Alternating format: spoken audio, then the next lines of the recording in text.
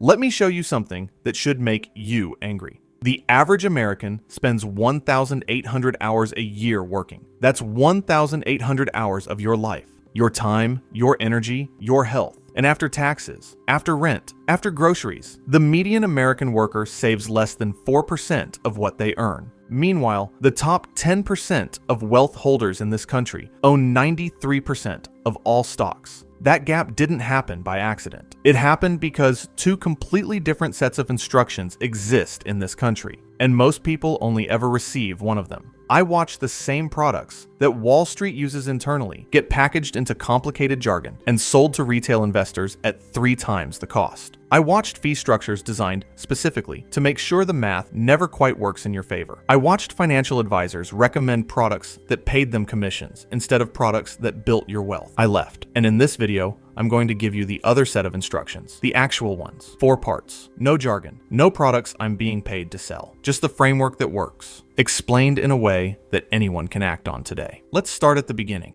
Part 1, why doing nothing is the most expensive choice you can make. I want to ask you something. How much money do you have sitting in a savings account right now? Whatever that number is, it is shrinking. Not dramatically, not in a way you can see, but every single day, silently, the purchasing power of that money is being eroded by inflation. Here is what that actually means in practice. The Federal Reserve targets 2% inflation per year. That means $10,000 sitting in a savings account that earns 0.5% interest, which is what most big bank accounts actually pay, loses roughly $150 in real purchasing power every year. In 10 years, that $10,000 buys what $8,500 buys today. You didn't spend it. You didn't lose it. You just held it. And holding it cost you $1,500. Now here's the comparison that changes how people think about this permanently. That same $10,000 invested in a simple S&P 500 index fund in 2014 would be worth approximately $32,000 today. Same decade, no stock picking, no market timing, no financial advisor, just a basic index fund and 10 years of not touching it. $8,500 versus $32,000. That is the cost of doing nothing. I am not telling you this to scare you. I am telling you this because the financial industry benefits when you stay confused and stay in cash. A confused investor is a passive investor. A passive investor is a profitable customer. The single most important thing I can tell you in this entire video is this. Not investing is not a neutral decision. It is an active choice to lose money slowly. And once you understand that, the question is no longer, should I invest? The question becomes, how do I do it correctly? That is what the rest of this video answers.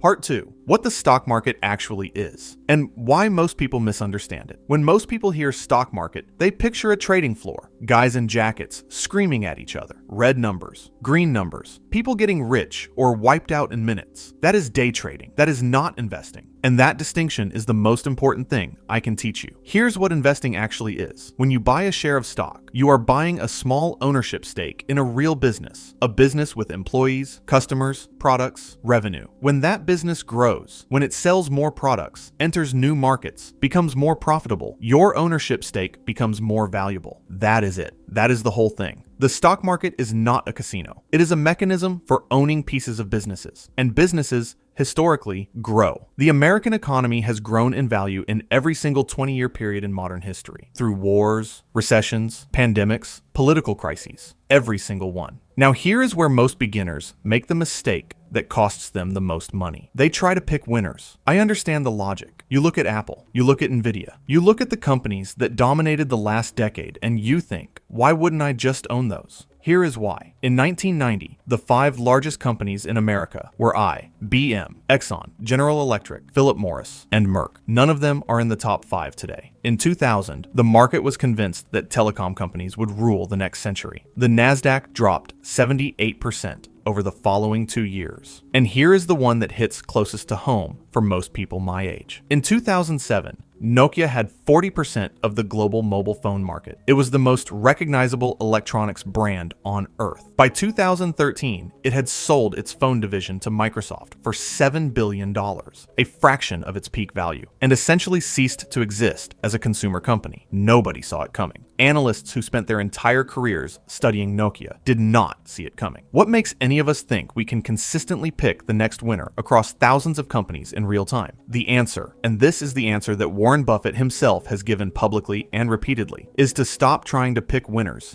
and instead own everything. This is what an index fund does. An S&P 500 index fund owns a tiny piece of the 500 largest companies in America. When you invest in it, you own a slice of Apple and of Microsoft and of Amazon and of 497 other companies simultaneously. When some go down, others go up. When one company becomes the next Nokia, your portfolio barely notices because you own 499 others. The S&P 500 has returned an average of roughly 10% per year over the last 50 years. Not every year. Some years it drops 30%. Some years it rises 25%, but averaged across time, across all the crashes and recoveries and crises, 10% per year. $500 per month invested in an S&P 500 index fund at 10% average annual return. After 10 years, approximately $102,000. After 20 years, approximately $382,000. After 30 years, approximately $1,130,000. From $500 a month, from a teacher's salary, from a nurse's salary, from a warehouse worker who automates $500 before anything else touches their paycheck. You do not need to be a genius. You do not need to read earnings reports. You need an index fund, a monthly contribution, and the discipline to leave it alone.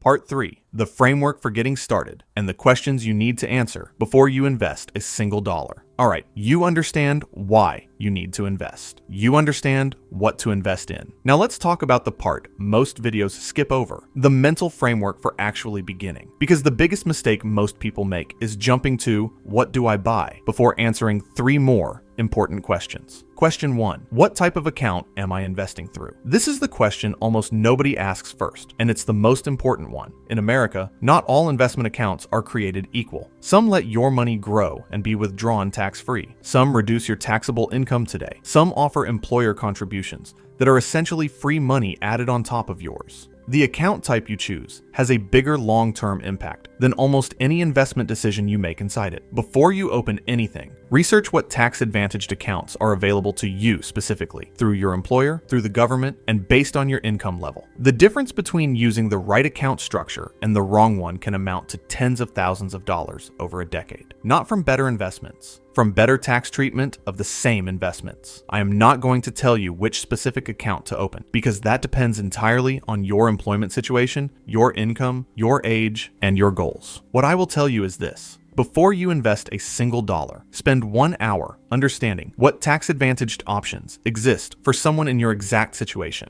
That 1 hour is worth more than any stock tip. Question 2. What does the platform I use actually cost me? Every investment platform charges fees. Some charge them visibly. Some bury them inside the funds they offer. And fees are not a small consideration. They are a compounding drag on every dollar you invest for every year you hold it. Think of fees like a leak in a bucket. A small leak is easy to ignore. But if your bucket is filling with water for 30 years and leaking the entire time, the total volume lost is enormous. The math on fee differences over long time horizons is genuinely shocking when you run it. When evaluating any platform or any fund, the first question to ask is, what is the total annual cost of holding this? Not the trading fee, not the account fee, the total cost, including what the fund itself charges annually. Look for that number. Compare it. A lower number here directly translates to more money in your account decades from now, without any change in what you invest in. Question 3. How do I make sure I actually keep investing, not just start? This is where most beginners fail. Not because they choose the wrong investment, because they make investing a decision they have to make every single month, and eventually life gets in the way and they stop. The solution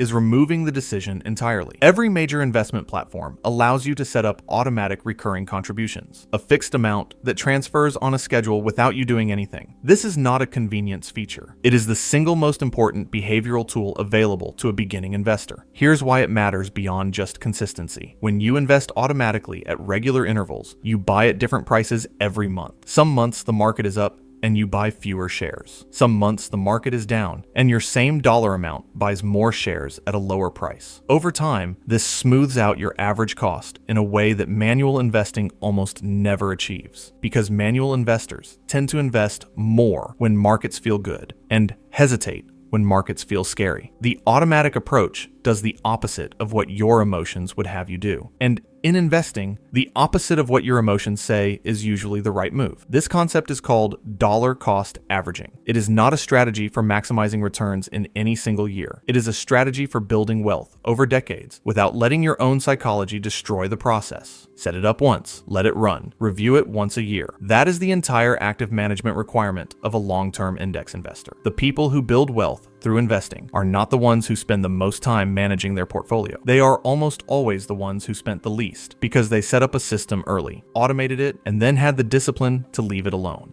Part 4. The question everyone is actually asking. What happens when it all falls apart? The market is going to crash. I don't know when. Nobody does. Anyone who tells you they know is either lying to you or lying to themselves. But here is what I do know with complete certainty. The market has crashed before. Dramatically, repeatedly, and every single time in American history, it has recovered and gone on to new highs. 2008, the S&P 500 dropped 57%.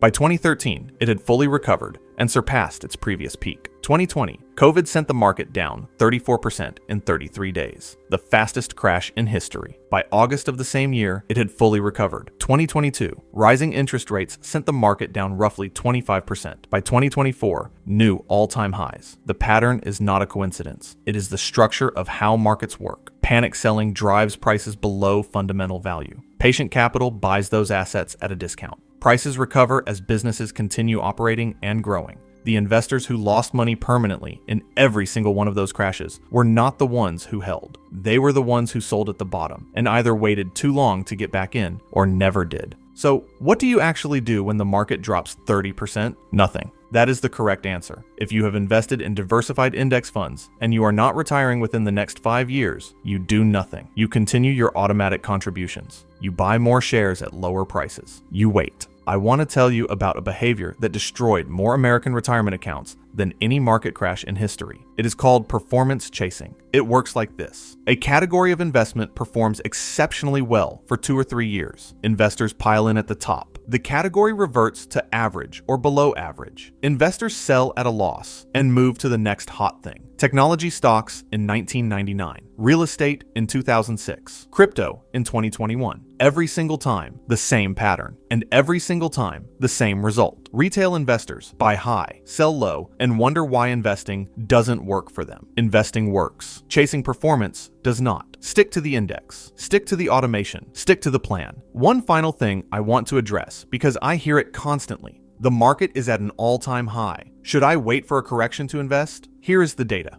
Researchers analyzed every instance when the S&P 500 hit an all-time high since 1950. They looked at what happened to investors who bought at those all-time highs versus investors who waited. The investors who bought at all-time highs outperformed the investors who waited, on average, because markets spend the majority of their time near all-time highs. Waiting for a correction means sitting in cash while the market continues to rise. Time in the market beats timing the market, every time, over every meaningful period studied.